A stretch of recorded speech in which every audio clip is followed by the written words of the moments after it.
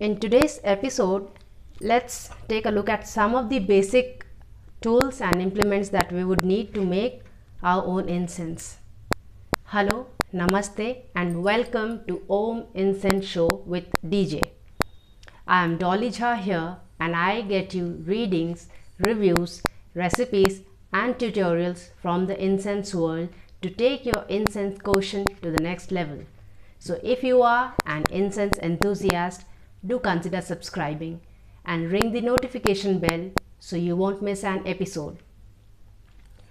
So now let's take a look at some of the basic implements that you need to start your incense making journey.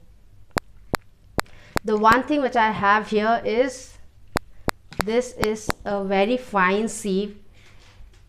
In the Indian kitchen, this is mostly used to sift the maida. So this is a fine mesh. You would need this to sift any of your wood powders or your raisins. When you pound the raisins, you would need this. So this is something which is very important. So you must have this one dedicated to your incense making only. And since this comes quite cheap, you can easily have one for you. So that is the one thing that you must have. The other more important thing, in fact one of the most important things, is a set of measuring spoons. So they come quite cheap also. I got this from one of the utensil stores. You get this online as well, and it comes in various denominations. So what I have with me here is 1 tablespoon, half a tablespoon, 1 teaspoon, half a teaspoon, 1/4 of a teaspoon, and 1/8 of a teaspoon. So I have these, and I'm not sure, but I guess this had cost me around 90 rupees or 100 rupees, something like that. So it's quite cheap. Even online you get it quite cheap.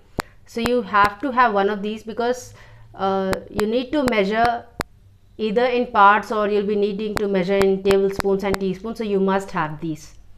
This is one thing that you must have. This is a tong.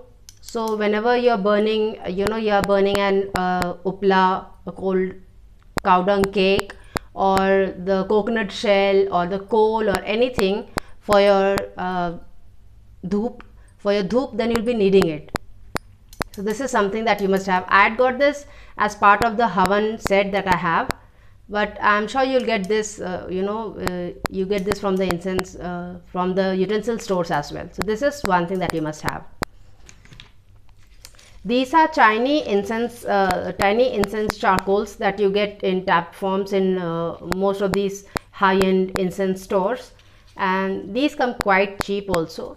You must have these, because whenever you get a new incense ingredient and you want to try it, say a raisin or something, you need to have this so that it's easier for you to test that ingredient. You just have to burn this and let a white film form on the top of it, and then you place your raisin on it and you get the whiff of it. So this is something that you would need, because every time you buy an incense ingredient, a raisin, you would need this to test your incense raisin. So this is something that you will get, that you would want to have for you. The other thing I have here is, you must have a set of these small bowls where you keep your various incense ingredients for a particular recipe.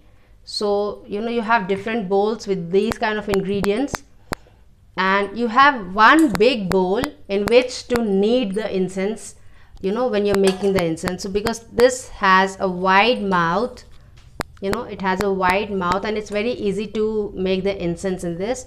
So if you have to knead the incense, the hand goes on very well. So this is something that you would need also. Now what I have with me here are 3 of these mortar and pestle. You don't need all, you can have just one of them, but I have these because this is a very heavy duty one, and since I do not have a coffee grinder or a TCM grinder, I use this to grind my raisins, to pound my raisins. So I use this. I first freeze my raisins overnight in the freezer, and then I pound it in this. I use this usually in my kitchen. So this helps me pound the spices like cloves and cinnamon and cardamom and stuff like that. It's quite easy, it's small, and I got this for around 60 rupees from my hometown, which is Devghar in Jharkhand. I got this for 300. They sell iron in quantities, so I got this for 50 rupees a kg, and this is 6 kg, so it cost me 300 rupees. This is a wooden one, but it does the job really well. I pound my white damar in this and it came out really well. This is wood. It's nice and heavy, and my mother had got this in the train for 60 rupees while she was coming back from Orissa. So this is there. I have 2 dhoop dani. So this one is something that I use only during my special puja. So say probably Durga Puja or something, I use this. Diwali, Ganesh Puja, stuff like that. So I use this then. I place my cone here and I use this. For other days, what I have this, when I have to burn my loose incense blend, I have this. So I usually burn an upla and I keep it on this, and then I put some ghee and clove and camphor on it, and then I sprinkle my loose incense or probably the Havan Samagri on this, and then I keep it somewhere. This just got broke because my daughter tripped over this, and because of lockdown I haven't been able to get a new one. But it's not a good thing to use a broken stuff for the puja, but at the moment I do not have an option, so I'm keeping this. I usually don't place it near my puja place. I keep it outside near my near the plants, the pots. So that's where I place this. I also have this one agarbatti stand which my husband had got. This is for 110. He'd got this from Bangalore, but I don't use this because I don't use incense sticks. I don't like using incense sticks because of the bamboo in it. So I only use cones or pellets or loose incense. But since my husband had got this from Bangalore, I just have this. So this is there. Now the one thing that we need for incense making is a drying place, because I make my incense in very tiny batches. So I have this sieve. This also is a kitchen sieve. This is part of a sieve set where you get this steel frame and you get 3 or 4 of these kind of sieves in various mesh sizes. So I have this, and this is what I mostly use for my incense drying. This is the base I use. You can use a bowl like this, or you can use anything for that matter. I use this because this is spare, and I have kept this exclusively for this purpose. So I don't have to worry when I'm making my incense. I don't have to look around for stuff. So I have this exclusively for this. So this is what you can have an arrangement like this, or probably a wooden plank or something to keep your incense on. And so when I have to dry my incense, I just place it like that when it's freshly made. And then once it's dried a bit like this, like I just made this last evening, so it's dried like this. So once it has dried like this, then what I do is I just change the side of the cone, and either way the cones get dried from all the sides because of the sieve. So this is one arrangement that you must have. So if I have to talk about some very basic stuff that you must have when you start on your incense making journey, are a set of these spoons. You must have these charcoal tablets, one of these modern pestle, and this arrangement for you to dry the cones on, and the bowls.